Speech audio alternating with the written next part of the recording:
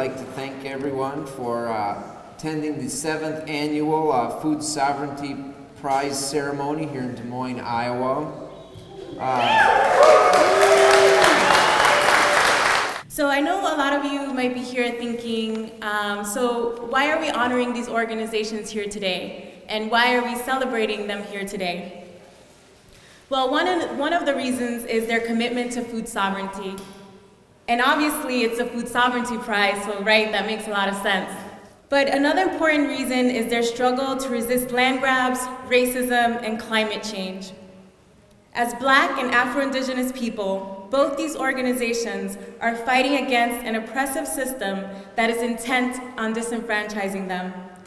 Last night, the participants of the 3rd Annual U.S. Food Sovereignty Alliance Assembly participated in a Jornada Internacionalista, a journey of global struggle, from Europe to Asia. During this ritual, something stuck with me that really articulates why we are honoring these groups here today. During our stop in North America, we recited an Asada Shakur chant that went like this: "It is our duty to fight for our freedom. It is our duty to win. We must love and support each other. We have nothing to lose but our chains." And that is what we are doing in this fight for food justice, food sovereignty, and climate justice.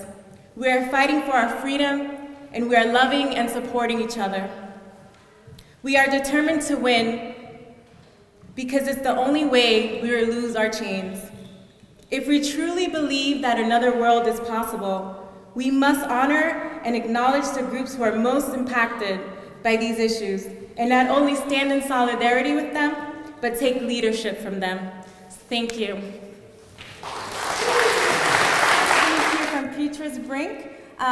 He was a farm worker and organizer on the White Commercial Citrus Farm from Citrusal, South Africa on the Western Cape, and one of the leaders of the Citrico Farm Workers and Farm Dwellers and Migrants Forum, which is affiliated to the Right to Agrarian Reform for Food Sovereignty campaign, which is affiliated to the Via Campesina International, the global peasant movement with 200 million members. Petrus works for rights of farm workers, farm dwellers, the rights of women, access to land for Black South Africans, and developing agroecology. So let's give it up for Petrus.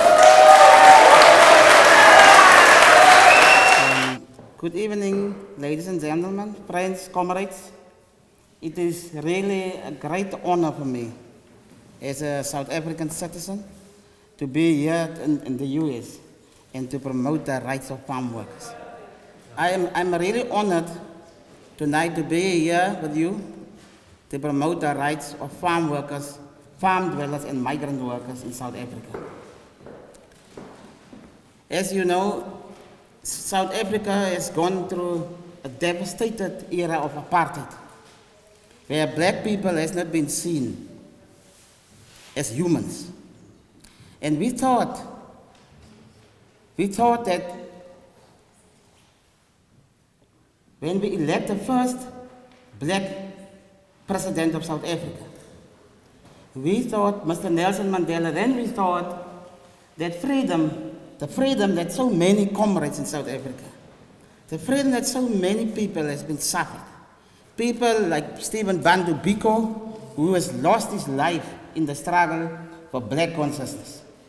We thought that this freedom that we have dreamed for will eventually realized just after 1994. But today we are in about 22 years in democracy. It's really a young democracy in comparison with the US. But today we really see that this reality that we dreamed for has not happened. Farm workers in South Africa, and amongst women in South Africa, women farm workers are not respected. They are all not respected in South Africa. They are the people in South Africa, they are seen as the lowest working class people in South Africa. But we, as the Right to Agrarian Reform for Food Sovereignty campaign, we have made a decision that we will fight for the rights for women and children till the end. We have made a decision that women must have equal rights to land, equal rights to property, and equal have the right to farm, as the words say, food sovereignty.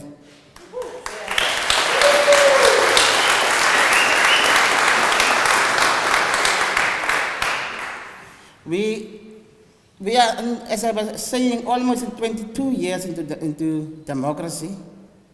The South African ANC government has made a decision just after 1994 that at the end of 2016, they will at least move approximately 30% of the land that was still stolen from black South Africans, black indigenous people, that they will move 30% at the year of 2016 back to the rightful owners.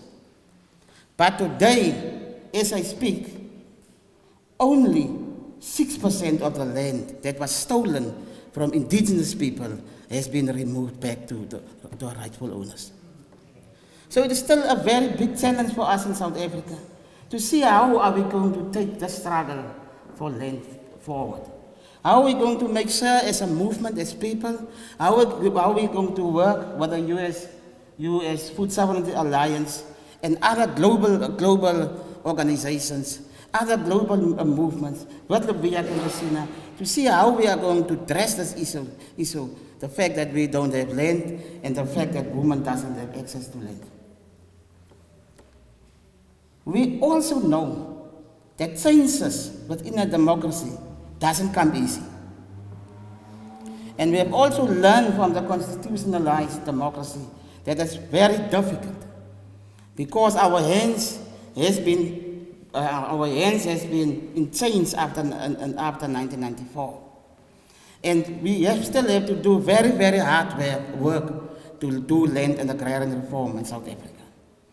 But we are full of hope that the changes will come, and we are prepared to strengthen our relationship with other organizations, with other movements, to make sure that the voice of the rural people, the voice of women and children, the voice of farm workers, the voice of those who doesn't have land, that those voices are connected and that we can build on this.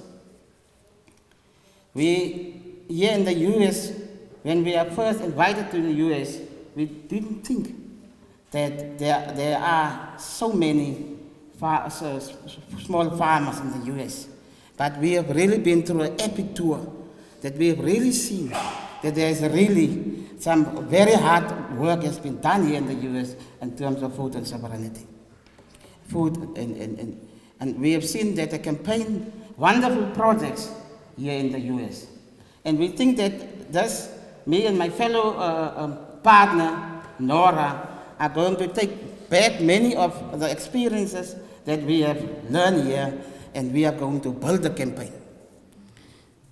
So for us, it was really wonderful, and it is really wonderful to be here, and we hope that we will take this campaign further. We hope that we will move and that we will use all the opportunities that we can have to make sure that the voice of farm workers, that it is being heard. In South Africa, the life of farm workers, the working conditions of farm workers are really very, very bad. And multinational corporations, transnational corporations are exploiting the people. So it is time that we must take hands and build our alternatives so that farm workers also can have the rights and access to land.